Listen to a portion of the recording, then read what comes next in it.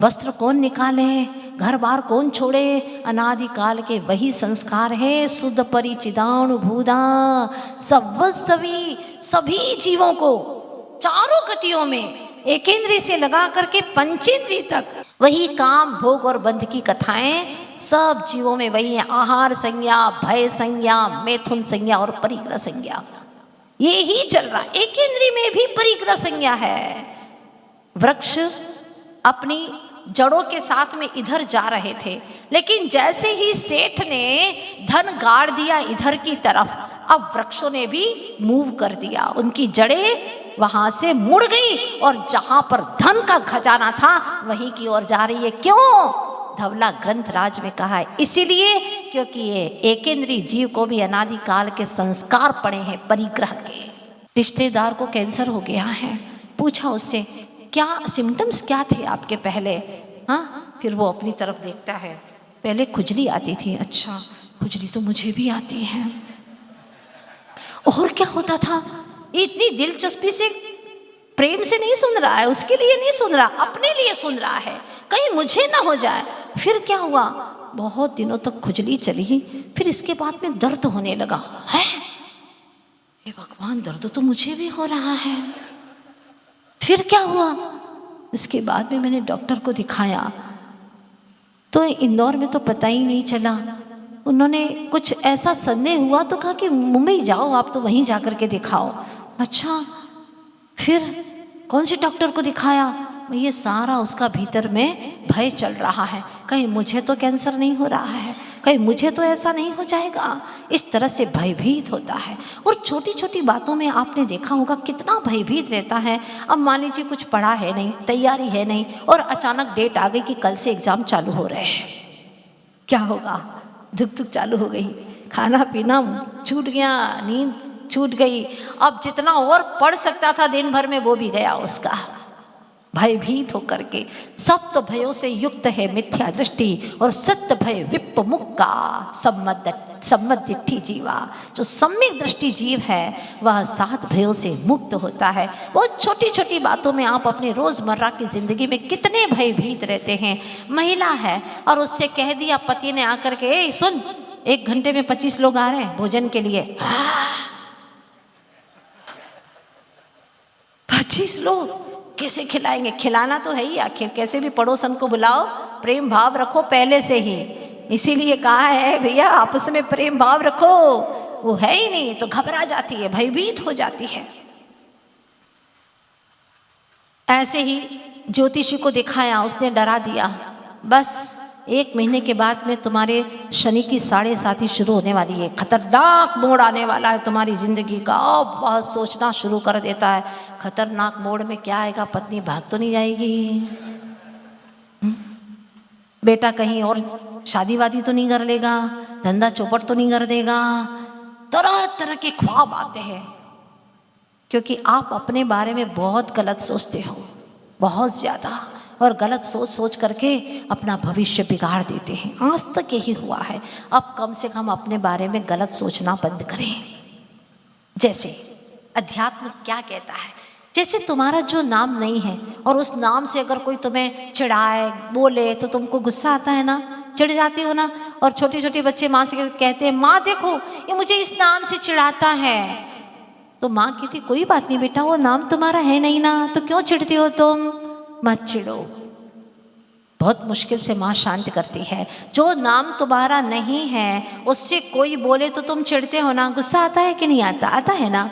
तो तुम अपने आप को कितनी बार चिढ़ाते हो, कितनी बार तुम अपने साथ में गलत व्यवहार करते हो। जैसे मैं बहुत बुद्धू हूँ, मेरे को कुछ नहीं आता है, अकेले अकेले सोच रहे हैं ना, मुझे कुछ याद भी नहीं होता है, बहुत अज्ञानी हूँ मैं। और देखो पड़ोसी का बेटा कितना होशियार है, कितना जल्दी याद करता है, मुझे तो कुछ आता ही नहीं, मैं हर काम उल्टा ही करता हूँ। हाँ, हर काम, मेरी सोच ही गलत है, मैं बिल्कुल अच्छा नहीं दिखता हूँ, मैं ऐसा हूँ, मैं वैसा हूँ। दिन भर अपने आप को कोसते रहते हैं। ये क्या है? अपने आप को गलत तुम खुद ही ठहरा रहे हो, तो अब तुम्हें अच्छा कौन बनाएगा ये बताओ। आह तुझे अंतर में शांति मिलेगी, सुख कली खिलेगी, कि पर में कहीं शांति नहीं। शुद्धात्म को निरख ले सब भ्रांति टलेगी, सुख कली खिलेगी, कि पर में कहीं शांति नहीं। पर का अर्थ पड़ोसी नहीं है, हाँ, पर का अर्थ कोई दुश्मन नहीं है। पर का अर्थ आत्म तत्व से अन्य जो भी है वो सब पर है। इवन बॉडी, ये शरीर भी पर है, वो तुम्हारा नहीं है। एक दिन अलग होना है, पक्की बात है, कईयों का अलग होते तुमने देखा है, ये भी अलग होगा। इसको मानो, मेन स्विच यहीं से है। शरीर को अपना माना तो शरीर को खिलाने वाली भी मेरी है। शरीर जिसमें रहता वो घर भी मेरा है। शरीर को जो पहनाते वो भी कपड़े मेरे हैं। शरीर के लिए जो भी सुख सुविधाएं हैं वो सब मेरी हैं, मेरी हैं, मेरी हैं। तो एक भ्रम को तोड़ो, सारे भ्रम टूट जाएंगे। एक घड़ा सीधा करो, सारे घड़े सीधे हो जाएंगे। बस एक को सही करना है, अपने प्रति मान्यता सही करना है कि मैं आत्मा था, आत्मा हूँ और आत्मा ही रहूँगा। यह त्रैकालिक सत्य है, लेकिन जो है उसको मानता नहीं है। इसीलिए तो सबसे बड़ा दुख है, समस्या है, सारी समस्या इसी वजह से है। देखिए, एक राजा है, उसकी 4 रानियाँ हैं, जिसमें चौथी रानी से वो बेहद प्रेम करता है, बेहद प्रेम करता है। तीसरे नंबर की रानी को भी संपत्ति देता है, सारी संपत्ति उसके हाथ में देता है, उसे भी बहुत चाहता है। दूसरे नंबर वाली को भी चाहता है और ख़ास तौर पर उसको घुमाने जाना है तो उसी को लेकर के जाता है। लेकिन जो पहले नंबर की है, पुरानी है, उसकी तरफ देखता तक नहीं राजा। अब तो आउट ऑफ डेट हो चुकी है ना, इसलिए उसके प्रति कोई प्रेम नहीं है। एक बार मौत की घड़ियाँ आ गई, और जब मौत की घड़ी आई तो वो सोचने लगा, अब मैं अकेला ही जाऊंगा यहाँ से, मेरे साथ में कौन जाएगा और कौन मुझे साथ देगा। तब वह चौथी पत्नी को बुलाता है, तुम तो मेरे साथ चलोगी ना, मैं तुम्हें बेहद प्रेम करता हूँ, तुम जानती हो। हाँ, प्रेम तो करते हो, लेकिन मैंने कब कहा था कि तुम प्रेम करो मुझसे? मैंने तो कहा नहीं था। वो तो आपकी महानता थी जो आपने प्रेम किया। तो तुम मेरे साथ में चलोगी तो सही ना, मेरे साथ में मरोगी तो सही, सीधी भाषा में मरोगी तो सही ना तुम मेरे साथ में। अरे स्वामी, आप कैसी बात करते हैं? अगर आप सच में मुझे चाहते हो तो साथ में मारने की बात तो करोगे ही नहीं ना। हाँ, मैं तो नहीं मर सकती हूँ तुम्हारे साथ में, मैं तो अपने पीहर चली जाऊंगी, लेकिन तुम्हारे साथ में नहीं मर सकती। दूसरी पत्नी से पूछा कि तुम तो मेरे साथ में मरोगी ना, मैंने तुम्हारे लिए कितना किया, सारी संपत्ति तुम्हारे हाथ में दे दी। स्वामी, आपने बहुत अच्छा किया जो संपत्ति दे दी मुझे, मैं सारी संपत्ति के सहारे जी लूंगी, लेकिन आपके साथ में तो नहीं आ सकती। तीसरी से पूछा, उसने कहा कि बेटा है ना मेरा, मैं उसके सहारे जी लूंगी, लेकिन आपके साथ में तो नहीं मर सकती। कौन मरे? हाँ, कैसे मरे आपके साथ में? मैं आपके साथ में नहीं आ सकती, और बिना मरे तो आपके साथ में आ ही नहीं सकते, इसलिए मैं तो नहीं मर सकती, अपने बेटे के सहारे जी लूंगी। चौथी पत्नी को मजबूरन बुलाना पड़ा, क्योंकि अब जा ही रहा हूँ तो एक बार तो कम से कम बोल ही लो। उसको बुलाया। पत्नी बहुत खुश है, आज पहली बार इतनी खुश है, कम से कम स्वामी ने मुझे याद तो किया। और वह विनम्रता से जाती है, बैठती है, चरण स्पर्श करती है और कहती है, स्वामी कहिए क्या आज्ञा है। उसकी आंखों में आंसू तैरने लगते हैं। इतना विनय, इतना वात्सल्य, इतना सम्मान, मरते दम भी। देवी, मैं जा रहा हूँ, मेरे मरने की घड़ियाँ आ चुकी हैं, क्या तुम मेरे साथ में चलोगी? स्वामी, ये पूछने की क्या बात है, मेरे तो एक आप ही जीवन के प्राणों के आधार हैं। आप हैं तो मेरी ज़िंदगी है, आप नहीं तो मेरी ज़िंदगी का कोई औचित्य नहीं है। मैं आपके साथ चलूँगी, आप बेफिक्र रहें। उसकी आंखों में चमक आई और उस दिन से वो सोचने लगा कि जिसको मुझे सारा समय अच्छे से देना चाहिए था उसको मैंने एक घड़ी नहीं दी कभी, और पूरा पूरा समय मैंने यूँ ही बिता दिया जो मेरे साथ ही देने वाले नहीं थे। आचार्य भगवान भी यही कहते हैं, अब पछताए होत का जब चिड़िया चुग गई खेल।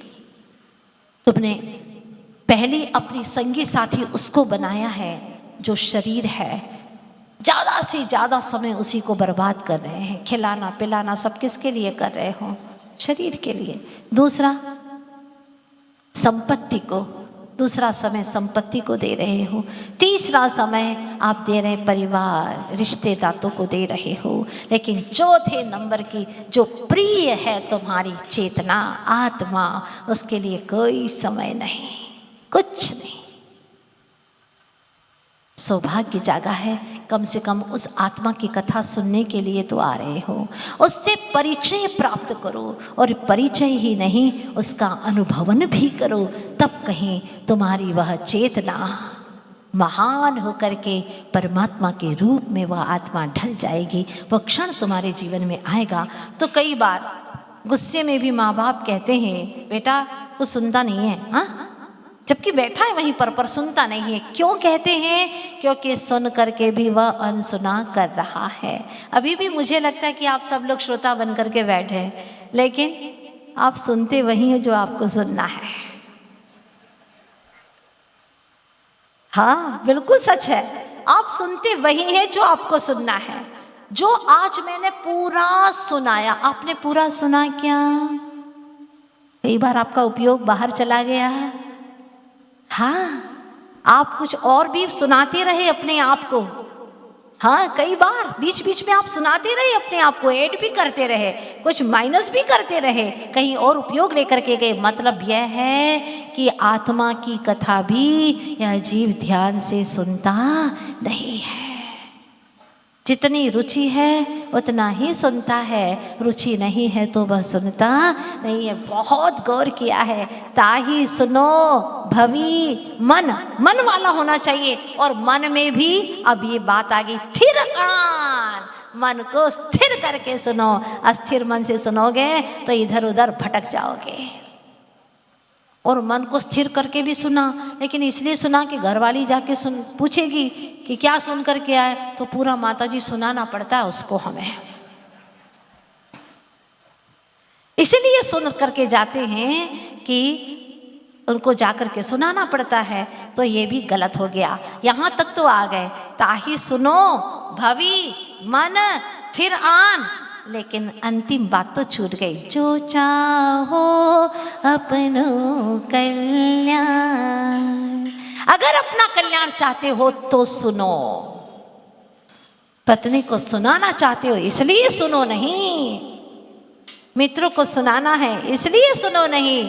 अपने को भी प्रवचन करना पड़ेगा तो सुन लो भैया, कभी समय पर काम में आ जाए। नहीं, जो चाहो अपनो कल्याण, अगर अपना कल्याण चाहते हो तो सुनो। ये अद्भुत क्षण है तुम्हारे जीवन के। नहीं तो वही होगा कि बाहर ही बाहर हथौड़ी के समान, ताला टूटा, सब बेकार गया। चाबी की भांति हमें काम करना है, और यह समय सार चाबी की भांति है, धीरे से अंदर में जाता है। एक दिन में नहीं जाता, धीरे धीरे प्रयास करना पड़ता है। अब आत्मा की कथा रुचने लगी है, अच्छी लगने लगी है। उबन तो नहीं आती आपको? नहीं आती है ना? ऐसा लगता है कि और सुना दे, और सुना दे, क्योंकि आत्मा की महिमा आती है ये समय सार की कथा को श्रवण करने से। लगता है कि वास्तव में मेरा स्वरूप यही है। कहाँ भटक रहा था मैं? भगवान जिनेंद्र देव की वाणी को श्रवण करने का, जो संशय हरणी है, कल्याणी वाणी है, भव भ्रमण को मिटाने वाली है, ऐसी वाणी को श्रवण करने का एक अंदर में उत्साह आ रहा है, उमंग आ रही है। और ये भी प्रश्न चल रहा है, मैं कैसा हूँ, और कैसा हूँ मैं, और कैसा हूँ। इस तरह से निरंतर भीतर से आवाज़ें आती हैं, और गहराई में चलते चले जाएं। चाहे बाहर में कोई भी कार्यक्रम चले, नेमी कुमार का हो या आचार्य भगवान के स्वर्णिम पदारोहण का कार्यक्रम हो, दीक्षा दिवस का, ये सब बाहर की चीज़ें हैं। आचार्य भगवान गुरुवर श्री विद्यासागर जी महाराज कहते हैं ये सब बाहर की चीज़ें हैं। अंतर अंतरंग में तो एक ही काम है, अपने भावों को विशुद्ध करना, भगवान की वाणी पर सच्चा श्रद्धान करना, क्योंकि यही सत्य है और कोई नहीं। आज तक जो भी सुना वो विषय भोगों की कथा को, वह अनंत संसार को बढ़ाने वाली कथा है। अब मुझे संसार का बंधन नहीं करना है, 70 कोड़ा कोड़ी सागर का नहीं, अब तो अंतः कोड़ा कोड़ी करना है, यानी करोड़ करोड़ को गुणा से गुणा करो, उसमें उसके भी अंदर अंतः कोड़ा कोड़ी के अंदर तक में आना है, और वह सम्यक दृष्टि वहाँ तक पहुँचता है। यानी बहुत कम बंद करते करते करते एक दिन बंद ही बंद हो जाता है। ऐसा बंधन हमें भी करना है कि सारा बंधन टूट जाए। आप निकट भव्य जीव हैं, निकट भव्य आत्माएं हैं, तभी आप लोगों को ऐसा कठिनतम समय सार ग्रंथ राज श्रवण करने का भाव हुआ है।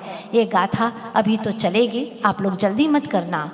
हाँ, ये मत सोचना कि हमें तो गटागट बस पिला दो, सूप जैसा नहीं है यह तो हाँ ऐसी गोली है, मीठी गोली, चॉकलेट रहती है ना, टॉफी बच्चे चूसते रहते, इतना इतना रस जाता, पता ही नहीं चलता कि खा रहा है। ऐसा यह रस है समय सार का, आपको चूसना है। स्व में बस, पर से खस, आएगा अतीन्द्रिय आत्मा का रस, यही है अध्यात्म का कस, और इतना करो तो बस, और ज़्यादा कुछ नहीं करना है, यहीं तक पहुंचना है। आप सबका परिणाम निरंतर उज्जवल हो, भविष्य आनंदमय हो।